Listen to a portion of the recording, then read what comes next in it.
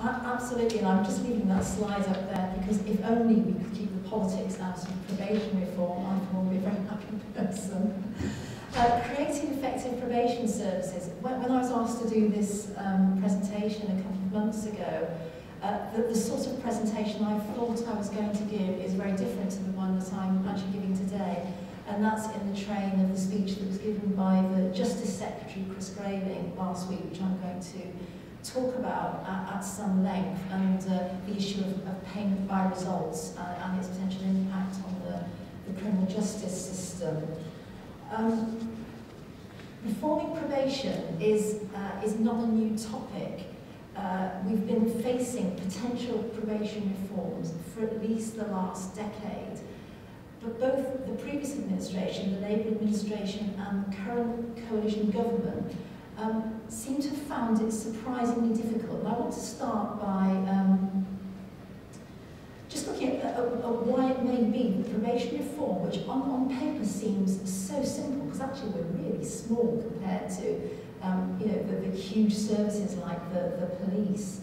It looks really simple, but actually it turns out to be quite a knotty problem.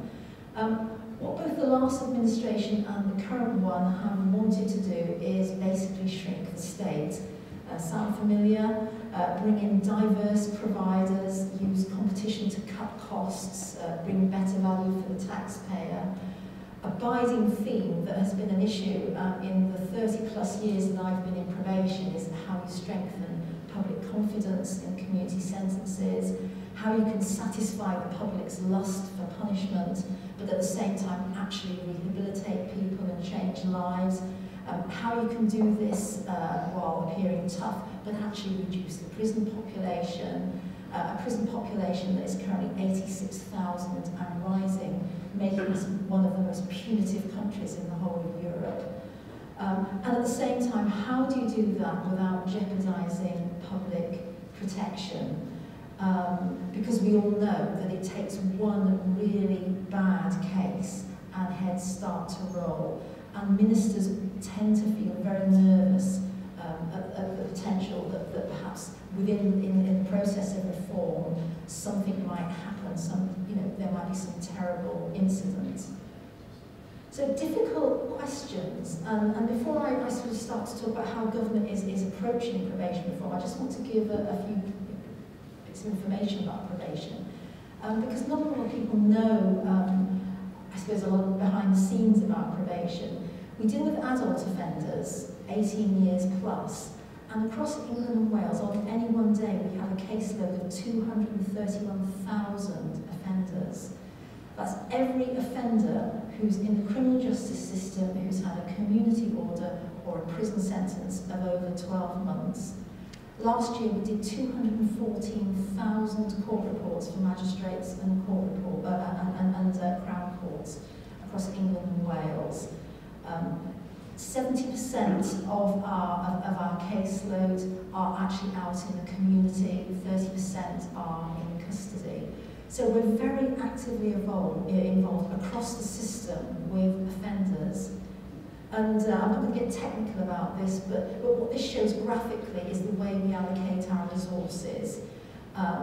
The more serious the offender, the more they go up that scale, the greater the level of resource that is applied to them. So at the bottom, the least serious offenders on community orders will have community payback, and that's seen by and large as punishment.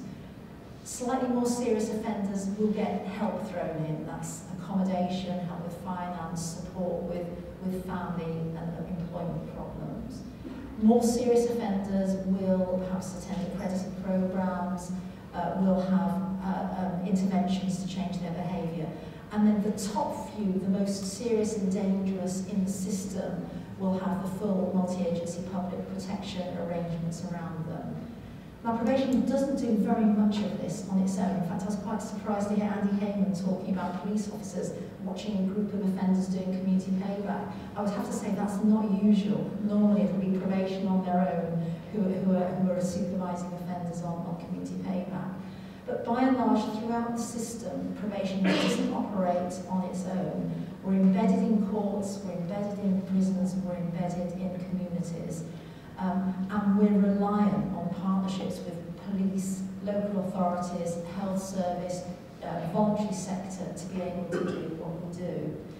And we're often referred to as the glue in the system. This is one clue as to why it's quite hard to reform us. We're the only agency that actually tracks the offender throughout the system, from the appearance in court to the very end of their life licence. We're the only agency that actually is in most of the bits of the criminal justice system and also very active in the community. Reducing reoffending is increasingly being understood as a community priority. It's not just police and probation that reduce reoffending, it's the community. So local authorities, health service, we all work very closely together on common aims about reducing reoffending. And this is all done through very well established integrated offender management partnerships and community safety partnerships in the community. And alongside that, there are very, very well established public protection networks throughout England and Wales, where particularly probation and police work closely together. So, you start to meddle with some of these relationships at your peril, because remove probation and some of these things start to fall apart. We've also, I think, over the last 10 years, become much more expert at knowing what works in reducing reoffending. We know, the Ministry of Justice figures, that community sentences have currently a reoffending rate of 35.5%. So out of every 100 people who get a community order, 36 will reoffend within a year. Those coming out of short-term prison sentences, 55 will reoffend within a year of a short prison sentence. All prison sentences, 48 out of every 100 will reoffend. Now, ministers rightly say those rates aren't good enough, but they're a lot better than they were 10 years ago, with the exception of short-term prison sentences where the reoffending rate is getting worse. MOJ's own research, where they've matched cohorts of people on community sentences and prison sentences, show that where you have a matched population, community sentences are more effective at reducing reoffending. We've got good evidence that accredited programs work, and there's overwhelming evidence in the academic community that punishment alone does not work in reducing reoffending. So we've got lots of good evidence around. And we also know, which is not a good message for politicians, that offenders rarely stop offending overnight. The desistance research, which I think has transformed our thinking about reducing reoffending over the last 5, 6, 7 years, talks about the zigzag path towards desistance. It's a journey. And it's an interplay between a whole number of factors. This is common sense. You'll recognise this from your own experience. It's to do with the characteristics of the offender. As they get older, they're less likely to offend, as they get more mature. But it's also about how they see themselves. Can they see themselves as an ex-offender, as a citizen? Are they motivated? Have they got hope? Is there something positive they can work towards? Are they supported by their relationships? Are there opportunities in the community for them? How can they become integrated back into the community? And you can have the best program in the world to prepare someone for employment. If actually there are no employment opportunities out there and the community rejects them, then that offender isn't going to make good. So you need to work with all these aspects, not just with the offender, but with the community to help them make that journey. And that's one of the problems that we have in politics at the moment, where the emphasis is on getting people to stop offending literally overnight. And in payment by results, I think, will be one of those tests. So whilst I will want to say what the structure of a probation service should be, I think I know what the features, whether we call it a probation service or a rehabilitation service or a public protection service. It's very clear to me that what you need is clarity, you need accountability, you need to know what risks you're managing, you need to balance help and support with robust enforcement, and you need to build what you're doing around the individual offender based on expert assessment.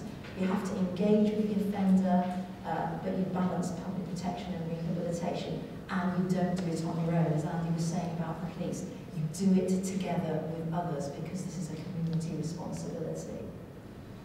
So what does all this mean then for reforming probation? Well, the rehabilitation revolution was born with the current coalition government, and I think we were all quite pleased when Ken Clarke, when Ken Clarke first came on the scene and started talking about the need actually to reduce the prison population and deal with people in the community in a positive way. The first document that was produced was called Breaking the Cycle, and actually it's quite a good read, and particularly the evidence that was adduced for Breaking the Cycle was a very balanced look about what we know in relation to reducing reoffending. By the time we got round to actual proposals, I think it's fair to say they've been a lurch to the right. And we're moving into an agenda only March last year called Punishment and Reform. Rehabilitation suddenly vanished off the agenda. And we had proposals around effective probation services, which were about upping the competition, and punishment and reform effective community sentences, which were about making sentences much more punitive, and that's all going through Parliament. Effective community sentences, the making community sentences more punitive, going through Parliament at the moment. So we were all sort of, I suppose, working to that version of events when Chris Grayling came along as our new Minister of Justice, and suddenly rehabilitation was back on the agenda 2 weeks ago. He said, the rehabilitation revolution is my vocation. Well, great, you might think. But what Chris Grayling means by rehabilitation revolution is really very different to the way that Ken Clarke was talking about it. He said last week, by 2015, that's just 2 and a bit years away, by 2015, I intend to apply payment by results to the majority of rehabilitation work conducted with offenders in the community. Providers will be commissioned to rehabilitate offenders, and those who are successful at reducing reoffending will be rewarded. And Chris Grayling, you'll remember from DWP, who rolled out the work programme, and I suppose what we have facing a lot of the work that probation do, and indeed the prison service do, is a version of the work programme being brought in. It's very high level, there are no detail, there's no detail yet, but it's this, got to shrink the state is the starting point. The public sector probation service, if we're still called that at the end of it all, would be really a specialist public protection organisation. We'd still give advice to courts, we'd still be involved in MAPA, and we'd be involved in enforcing public interest decisions and making public interest decisions around breach, enforcement, parole, that sort of thing. The public sector prison service similarly goes back to its roots of being a prison guard, of being a warder. And everything else, everything ancillary that happens within prisons and the rehabilitation elements of probation potentially gets bundled up under a payment by results contract. Where we are at the moment, this is only a week since this has been announced, it's very, very early days and lots of detail to be worked through. But potentially within a PBR contract, you would have the offender management of low-risk community orders and custodial cases. All that media interest last week about old lags at the gates, greeting short sentence prisoners, coming out providing mentoring, that's all part of this proposal. At the moment, the short sentence prisoners have no support. There's no statutory licence provision for short sentence prisoners, and as I've said before, they're the group that most prolifically reoffend. So that's a good thing that some support is being brought in, but the only way it will be paid for is by transfer of resources out of other bits of largely probation work, I would suggest, into that element of supervision. And it would be under the overall framework of the payment by results contract. So it would also include community payback programmes and anything else related to rehabilitation. Now, the only logical way that I can see at the moment that this could be managed is that you get the lots, that you have a number of national lots, and if it's like the work programme, there are 16 national lots for the work programme. and you'd have offender services bundled up within those lots. The underlying principle of payment by results is the transfer of risk out of the public sector into the private sector. So these lots won't be run by the public sector, they will be run by organisations that have the cash up front in order to fund the provision from the start. Payment will be on results further down the line. So what are the risks here? Well, it's a big idea, it's a radical idea, but it's based on no evidence about its applicability to the criminal justice system. We've got 2 PBR pilots running at the moment in Peterborough Prison and Doncaster Prison. It's too early to have had any results out of that. And indeed, they're prison-based, they're not community-based. The community pilots that were due to start in the summer have been paused, they aren't going ahead. The model that's being brought in instead, as I said, is probably based on the work programme, but you'll know as well as me, we've had the first results of the work programme this week, and they're not that encouraging. In fact, it has been said in Parliament that if nothing had been done, you would have got better results than had happened under the work programme. Might be a bit unfair, but certainly it's not a resounding success in its first year and a half. Now, the work programme not producing results leads to people who have lives that are blighted because they haven't got employment. Applying PBR to offenders actually has potentially much more devastating results, because if reoffending changes for the worse, then you have more victims and more crime. And one of the most concerning things from a probation point of view is the model I described earlier of being embedded in communities and being the glue. How can you make that work if you have large industrial size PBR lots? Well, I guess we're still digesting the shock waves of what was said last week. So, in conclusion, to pick up, I mean, on Andy's point about change, probation isn't actually averse to change, but what we really would like to see is change that starts absolutely logically thought through, well designed, and then being carried through. We've been marched on a lot of hills over the last decade and marched back down again. And we still haven't got nationally a clear design of how probation, of how working with offenders in the community fits in with our system. We've got strong evidence of what works to reduce reoffending, and we've got some really good partnership work out there in communities. There's lots to play for in the government's thinking about rehabilitation.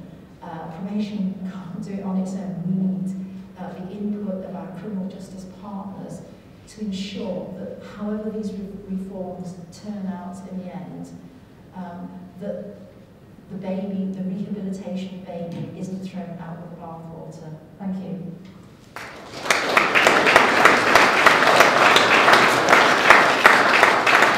Thank you very much, Sue. Now, are there questions for Sue? There's a hand waving somewhere over there.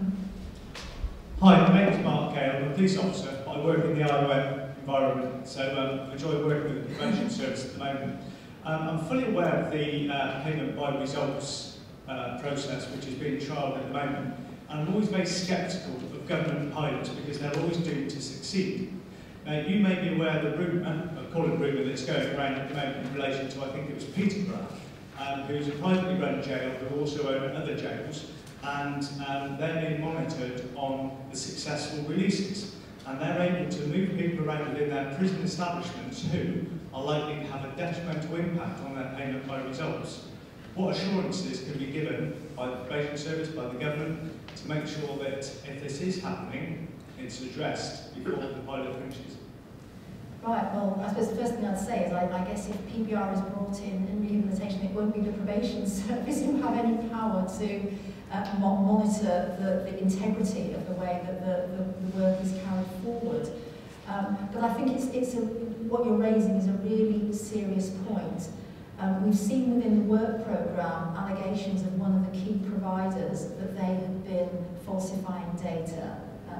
For those of you who remember the publicity about a month ago. It was about A4E. There was a lot of publicity about whether or not they had been not putting the correct data forward.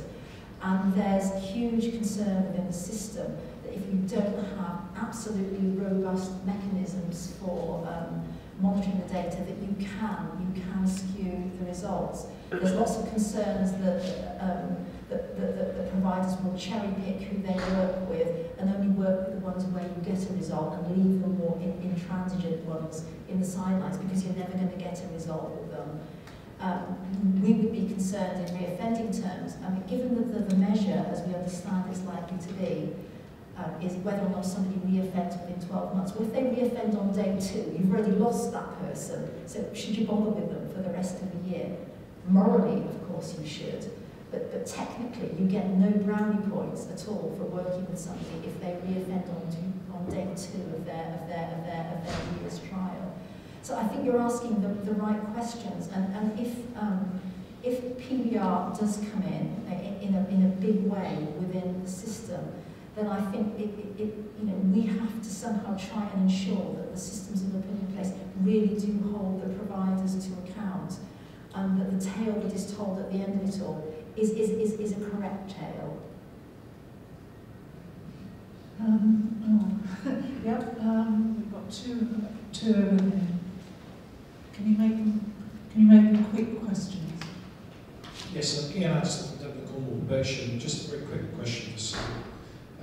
Do you have a feeling from the new minister, and as a result of the disclosures that he's made, about how risk will work? My experience is that risk is a very dynamic assessment, and to use the term low risk implies that it's static. As all the data will show, that lots of those serious reoffending comes from low risk category offenders.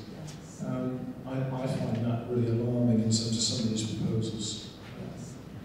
Is it worth perhaps taking both questions, and I'll try and answer both in the interest? Let's have it quickly. I'll do my best. Oh yes. Yes. Very quickly, I mean, I don't know if you saw Chris Grayling challenge that would be community orders. That was in yesterday's Guardian. But my concern is just equating the unpaid work, community payback, whatever you call it, with just being purely punitive, and then claiming that it's effective or not effective. And it is. Does that match your experience of what your probation service or trust or whatever it is now provides? It certainly doesn't. We've just done a study on it in youth justice, and I was talking to your equivalent in Nottinghamshire, Jane.